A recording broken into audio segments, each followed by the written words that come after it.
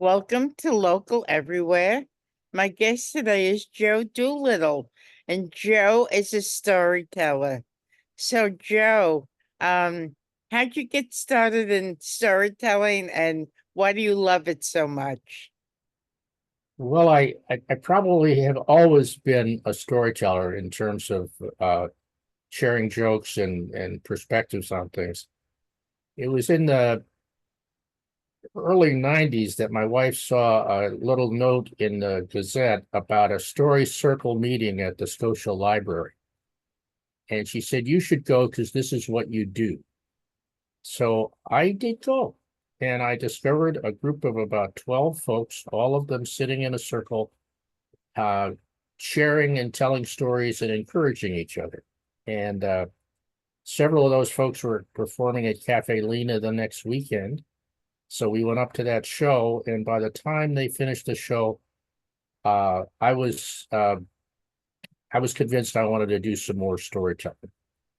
Um, and So I became a regular at the first Tuesday meetings at the library, and uh, had a younger acquaintance who is a minister, Kent Bushman, who runs our denominational First Reformed church camp up in Speculator. And he's a great storyteller with his kids. So he and I did some storytelling programs at our church, and soon looped in another minister friend named Harlan Ratmar. Harlan has recently passed away at 86, but Harlan was from Illinois and had that Midwestern Garrison Keillor voice. And we became three spirits. And we performed at various church functions, community functions, and as fundraisers for various things at a program we started at the Glenn Sanders Mansion. It was called Story Sundays. And we had stories tellers interspersed with three courses of a dinner. Kate Dudding, another storytelling friend, and I organized it, and that went on for years. Um, so that was the nucleus was my wife and my proclivity, and then the connection of two good friends as storytellers to kind of do some performances with uh, was really what took off in my experience. So, what kind of stories do you like telling? I like to tell personal stories, um, family stories, um, and I like to tell historical stories. I was a I was a history major in college, and actually had my senior thesis was all about the uh, loyalists and the revolution in the Mohawk Valley. So I have a repository of those stories. But that's what I like to tell. And I tell an occasional folk story where I think it fits the theme of the performance or the evening.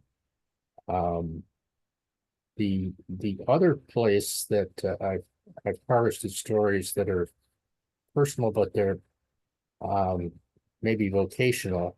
I've been a volunteer chaplain at Albany Medical Center for a long time. And when I first started, I had difficulty praying with people I didn't know. They didn't have background, etc. So I asked them a couple of questions. Um, and uh, the best question that yielded the most information was, how did you meet the one you love? And it would seem to be too personal, but folks actually opened up on that. And there are some great stories there. And there were some very good prayers, because when folks bear that intimacy of their lasting love, uh, it's a good story. Hmm. So, you've been involved with this for a while. Since the early 1990s, yes. Okay, okay. Um, so, um, tell us a story. Uh, well, let me tell you a personal story. It's not too long. Okay. My real name is Alden Doolittle. Joe Okay. is a family nickname that I acquired being born in 1945 over in Rensselaer County, where the village down the road was Malden Bridge, and folks in Nassau call me Baby Alden. Folks didn't like that, so they started to call me Joe, as in G.I. Joe. And Mhm. I met my wife when I was 11 and she was 10 at church camp. And whenever I went away from home, I used the family nickname so people didn't call me Al. Okay. Introduction story. So my father's name Alden, and my great grandfather was named Alden. Hmm. And I grew up in Stanford Heights, just outside of the city limits of Schenectady, near the Stanford Golf Course, which is now Mohawk Mall.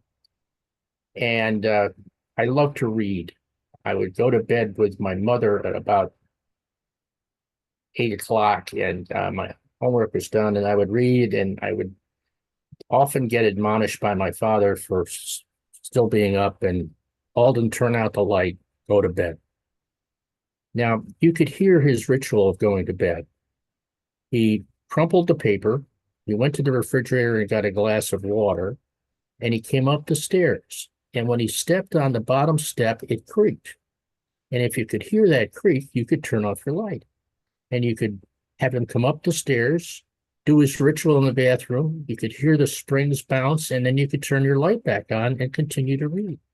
So it was a really good system. Hmm. So one night I was engrossed in Horatio Hornblower or some kind of book, and I missed the squeak. And I heard him at the top of the stairs, and I clicked off the light, and he came down the hall and he opened the door and he said, Alden, Alden, are you awake? I know you're awake. I heard the light click off. Don't turn on the light. Join me in the window in the hall at the top of the stairs. So I got up and I opened my door, and the hall was aglow in green and yellow and red. It was amazing. And I looked out that north window, and there it was. It was the aurora borealis, and I had never seen it before. And I walked up, and we stood next to each other, looking out that window. I was just up to his shoulder, and we stood there for precious time. And finally, he said to me, he said, Well, Alden, this is phenomenal. This is wonderful. But we have things to do in the morning, so we must be to bed. Good night, Alden. And I looked up at him and I said, Good night, Alden. And I turned and I went back to bed, and the sheets were cold, but I was warmed by that realization that that great hulking person that I'd shared the window with loved me very much. And I can feel that feeling anytime I need it. Now, do you know that there's a wonderful ice cream called Alden's ice cream? No, Oh my God, it's the best ice cream I've ever had. where is it? I get it at the Honest Way Co-op in Albany. All right, Alden's ice cream. Yeah. I will get over there uh, and pick some up. I think I definitely should taste that. Oh, Uh, it's wonderful. Alden's ice cream. Yeah. Yes. Yep. So when you do historical storytelling, do you do historical storytelling about the upstate New York area or all over? I do some a little bit all over, but they kind of follow some family patterns. But um, I tell a cluster of stories around the history of Schenectady because it's so rich, and the Revolution, the Erie Canal, and tell some other stories that I have a story I tell about Jimmy Doolittle, the famous World War II bomber pilot, Mhm. um, and those kinds of things. So, and um, there's a thing I haven't mentioned that someone reminded me of when I was early on in storytelling. And there are there are two reasons to tell a story. One is to entertain, and the other is to teach. Mm-hmm. And if you keep those two things in balance, that tends to work pretty well. Mm-hmm. And I can give you an example of a historical story if you want. Sure.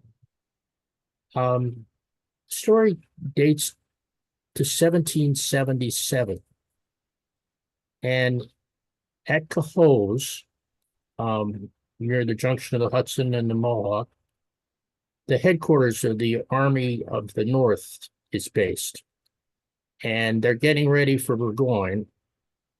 And Washington has sent up two gifts, crack regiments, one under Colonel Daniel Morgan from West Virginia, the other from New Hampshire under Henry Dearborn. And they were light infantry. And one of them, the rifleman from Virginia, had rifles which gave them distance. But the problem was at the time that Fort Stanley in Rome was under siege by Barry St. Ledger and a group of soldiers from Canada. And they had heard about the issue of Herkimer being um, sliced up at Oriskany, and they were concerned that that would come down on their flank, St. Ledger. So they were looking for a volunteer to lead a contingent to the relief of Fort Stanley. And the only person who volunteered was Benedict Arnold. Benedict Arnold, who would go on to fame and then tragedy as a traitor. Right. He said he would go if he could take Morgan's riflemen and Dearborn's light infantry with him. And so they agreed, the command agreed that that was the plan.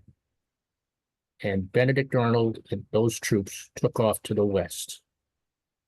And when they got further up, they had a discovery. Now, the Battle of Oriskany had happened. And during that battle, it was like neighbor against neighbor in the valley between the Loyalists and the American rebels. And after the battle, the British had sent a spy, and his name was Walter Butler, and he was the son of Sir William Johnson's right-hand man, John Butler. And Butler came down the valley to Little Falls, and with a friend, Joost van Schuyler. And he was well known in the valley, and people, even with the battle that had just happened, welcomed him into the tavern. And he was in the tavern drinking ale when Arnold showed up with those two regiments. Well, Arnold went into the tavern, and somebody told him who Butler was, and he said, "Okay, get a rope. We're going to hang this son of a gun." And people said to Arnold, "You can't do that. It's a son of privilege. You can't do that." I can't do it. So he gets him outside, and he looks at Joost van Schuyler. And Joost was a good fellow, hell of a storyteller. And he said, "How good a storyteller are you?" He says, "Very good." Says, "Well, good. Take off your coat." So they tacked Joost van Schuyler's coat up on the wall of the tavern, and they shot holes in it. And they put it back on. And Arnold said to Joost, "Go back to your camp at Stanwick and tell the troops and the Indians that I have men as many as the leaves on the trees, and I have long rifles and muskets, and we will devour you on the morrow. And if you don't tell them that story, I'll follow you to the end of the earth and cut your heart out." Well, Joost van Schuyler, whoa, he got right on that. And he headed back up, and they locked up Butler in the cellar of the tavern. Now, Joost gets up to the fort. And one of the things that had happened is when the Battle of Oriskany was going on, the men in the fort, the Americans, had rallied out and taken all the cooking pots and blankets and tents of the British. So they didn't have literally a pot to eat in. So they were a little disgruntled. And Yo shows up and tells that story about soldiers as many as the leaves on the trees. And the Canadians and the Indians had it. They just started to pack what little they had up and left. And they went down Wood Creek and back to Lake Ontario, and they returned to Montreal. And the next day, when Arnold arrived with his 2 regiments of troops, there was no British there. They had left. The fort was safe. The troops were safe. They had a little bit of a party because they brought some food for the guys. They had a good night's sleep, and they hustled back to Cohoes. And they arrived back in Cohoes on the first week of September 1777. And Morgan and Dearborn took their troops to Saratoga. And on the 17th of September, in the first engagement, the Battle of Freeman's Chart, they turned the battle for the Americans with their courage, with their rifles, with their muskets. Mm-hmm. And that's the story of the time that story won the battle. Wow. People in this area, and particularly in Saratoga County, that was the turning point of the war. And if you live in Stillwater, you're living on really sacred ground, wouldn't you say? Certainly, certainly. The, uh, the Stillwater and Schuylerville was where the British laid down their arms. So that it's a park now right near the river. Um, and when the British retreated, um, they burned uh, Philip Schuyler's house that sat right on the Wood Creek there. Um, and at there's a famous painting by John Trumbull of this Saratoga surrender. And Morgan's there, Dearborn's there, Gates is there. Arnold isn't there because he was wounded. And in the back is a guy in a brown coat, and that's Philip Schuyler. And at the end of the ceremony, Burgoyne and Schuyler talked, and Burgoyne apologized for burning down his house. And Schuyler invited Burgoyne to stay in his Albany mansion on his way back to be repatriated from Boston to sail to England. And Burgoyne said, "Well, won't you be coming too?" And Schuyler says, "Oh no, I can't go. I've got to rebuild my house."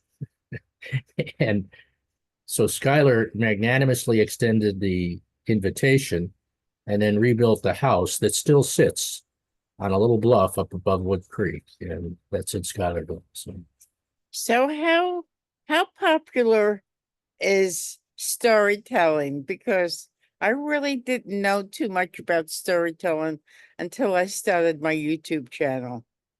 Um, I think it's generally not that well known. We probably had a little bit of slip. There's a group of storytellers that are younger than our story circle group that meet in Troy, and they're on our website, storycircle at proctors.org.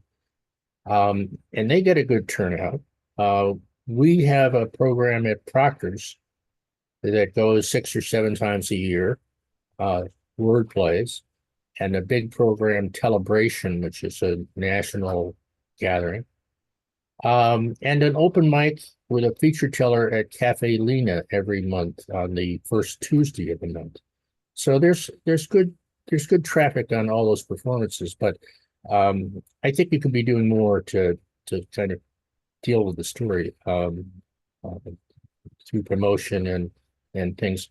The internet has affected that. I'm part of a group called the Healing Story Alliance, and it's a spinoff of the National Storytelling Network, which Hmm. is the national gathering. Um, but when COVID started, we began a program we called Oars in the Water, oars being in the water to stabilize the boat, um, to just get people out of their isolation, and things like that. So that's been going on now and goes the second and fourth Wednesday of every month, and it's Hmm. free. And we have a theme, we have a little focus of storytelling. We have some breakout groups where people share the theme and their stories, and then we come back and share all around. And we get about 40 or 50 people. Um, and we also launch a program called Kind Stories, which is more of a performance base. And we have a program on social justice issues. So I think that the movement in a way has moved to the internet because of the Zoom stuff. Um, Right. but it's really, I think that's very vibrant, and we've been pleased with how well Boris has been received and Kind Stories has been received. So, So, storytelling, like the group that's in upstate New York, would you say there's groups all over the country? yes, I would. There are various sizes. There's a there's an active interfaith story circle in the Capital District and in Dutchess and Greene counties in Columbia County. And they do a lot of performance and workshop things. And there are, if you Google the NSN, you can find groups in every state in the country, Hmm. and places like that. So it's well uh, well tracked nationally. Uh, What makes the internet so appealing is, you might be a storyteller in Minnesota or California. So if you do videos, people from all over the country can hear what you've got to say.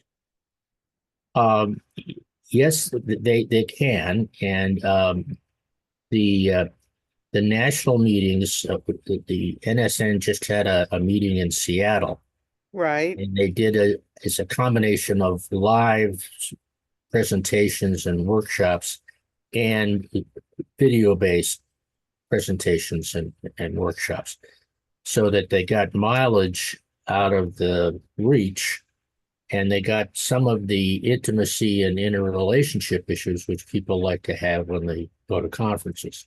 So Mm-hmm. I participated online. I didn't go to Seattle. So Mm-hmm. So I think storytelling is pretty unique. And like I said, I didn't know too much about it until I started my YouTube channel. right, right. So, but you've been a storyteller for a long time, and you've met other people.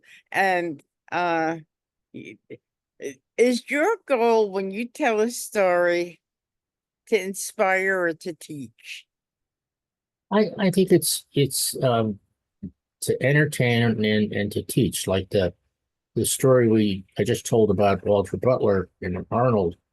Uh, I think that's a good example of teaching something and entertaining people.